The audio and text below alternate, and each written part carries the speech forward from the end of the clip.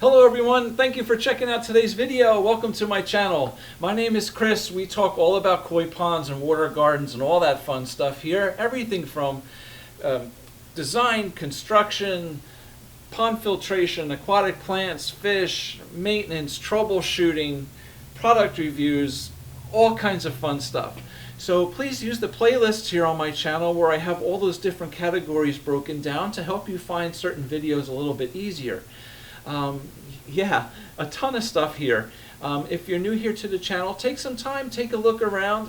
Please subscribe. I really appreciate all your support. Like I said, there's a ton of resources here for you guys to hopefully help you out and make your pond experiences a little bit more enjoyable. I've been building ponds professionally now for over 25 years, and I put together this whole channel just basically to help share with you the things that I've learned and done over the years, and hopefully give you guys some good insights and ideas and help you out a little bit. So today's video, I want to talk about a subject that I run into a lot, and I just figured it might be something that can help you guys out. I often get phone calls from new clients or existing clients who may be selling their home that has a koi pond in it, or people who just bought a new home that has a koi pond.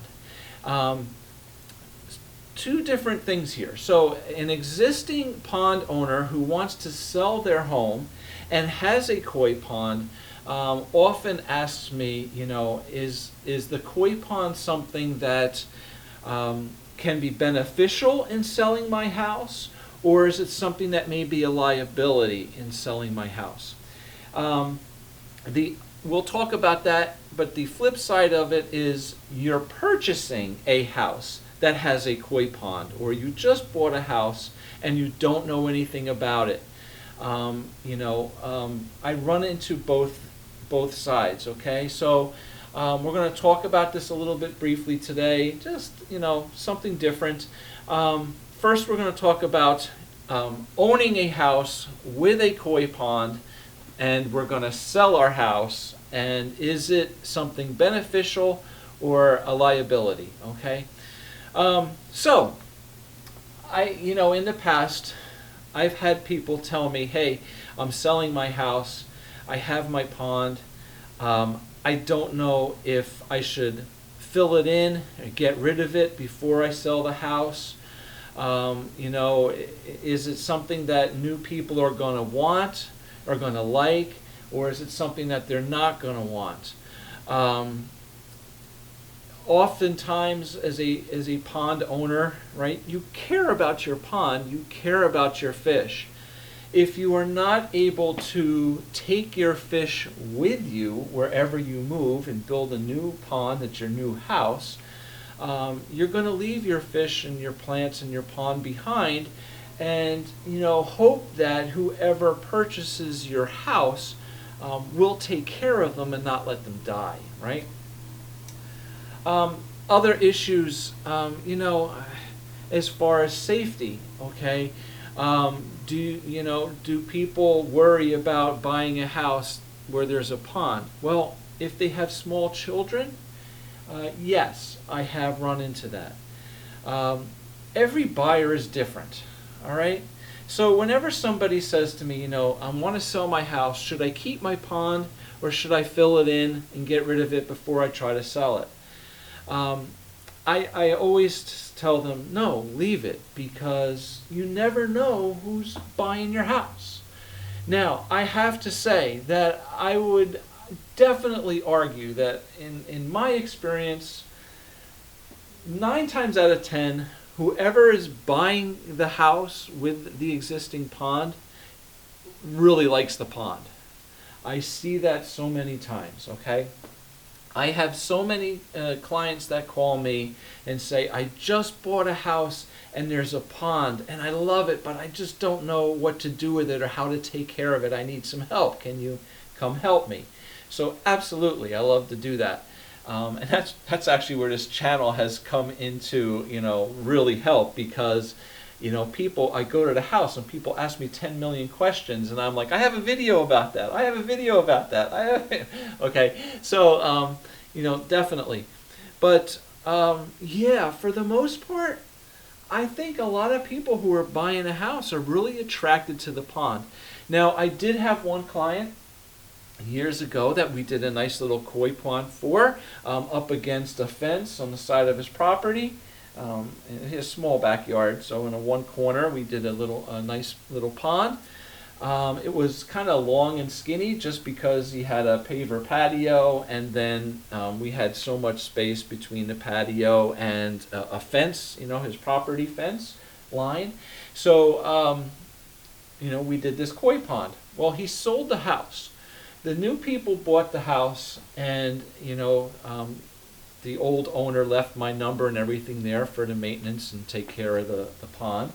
And they called me and said, hey, we love the sound of the waterfall. We love the water feature, but they had two little twins, like two babies, probably about a year old at this point. And they were kind of scared of having a 3-foot deep koi pond right there off the patio, okay?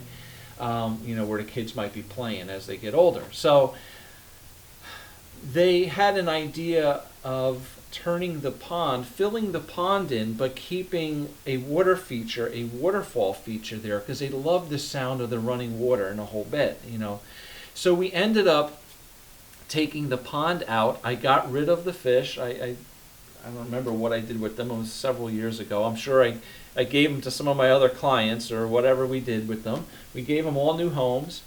And we ended up filling in the pond and making a long waterfall feature here that was only a couple inches deep. So we left that little basin of water, in this water feature simply for the sound effect, because a pondless waterfall where the water just spills into the gravel really doesn't make a lot of noise, like, actually water splashing into water. So we kept just a shallow little basin of water here. I hooked it all up to the old existing filter system. It all kind of worked well, but we just went from a pond that was 3 feet deep to a pond that was about 4 or 5 inches deep, and just a whole long waterfall feature. Okay, so you can see the picture here behind me. It came out pretty cool. That honestly is about the only case that I can think of where somebody said, I don't want the pond because I'm afraid, of their little babies falling in. Okay, so that time we did it. But most of the time, I really get everybody who buys the house. They love the pond, and they want to take care of it, right? So that's the flip side of this.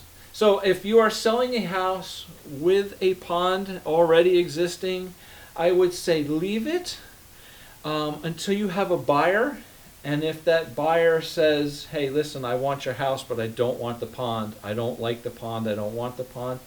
Well, maybe you can negotiate something, whatever the cost is to fill it in or get rid of it, or do something at that point. But I really think most of the time you're going to find the people that say, I love the pond. Okay, so that's that. Flip side, right? You just bought a house. It has a pond. You don't know anything about it, but you don't want to kill the fish, right? You want it to be clean, and you want it to be able to enjoy it more. So I often get inquiries about draining and cleaning them. Are they set up properly? How do I maintain this? How do I take care of it? Do I need to feed the fish? All kinds of questions like that. Sometimes it's even enhancing it, making planting some bushes, landscaping, flowers and stuff around it, cleaning up the area, stuff like that. Ensuring that the pumps and the filter systems and all are all up to par and are working properly, and stuff like that. So, but usually people really, really do like the ponds. Now, there's a lot of different, it all depends, right? It all depends. Sometimes, if it's a large pond, if it's going to require a lot of maintenance, you know, it might not be the best selling point, you know, on your home for somebody to buy it and have to jump in and take care of, you know, a big pond with a big sophisticated filter system with a lot of maintenance involved. They might love the pond, but they might not be willing to do all that kind of work. But for a small, you know, decent, just nice little sized garden pond or something, it's usually more of an attraction and people do like it. So that would be my big, you know, thing to say. If you're looking to sell a house and you have a nice little garden pond that's relatively easy to maintain, it's a nice feature, it sounds good, it looks good in your yard, it's probably going to be a nice additional selling point for your house. If you have a really, you know, giant big pond that's really sophisticated, you know, a lot of maintenance, well, then you're going to need a specific buyer that's going to want to do that, and that might be a little bit more difficult. So two things to consider here, okay, and think about, you know, when you're looking to buy or sell a house with a pond. All right, so just something to talk about today, a little bit something different, but hopefully maybe it can help somebody out. All right, you know, out there, if you're, you know, looking to buy or sell a house with a pond, hopefully this gives you some ideas and some insights. All right, so thank you very much. Enjoy your day, enjoy your pond, and hopefully we'll see you back soon with another video. If you have more ideas and questions or, you know, whatever comments, please, you know, let me know.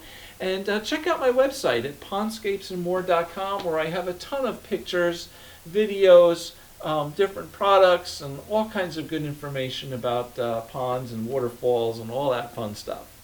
Thank you very much. Take care. Bye.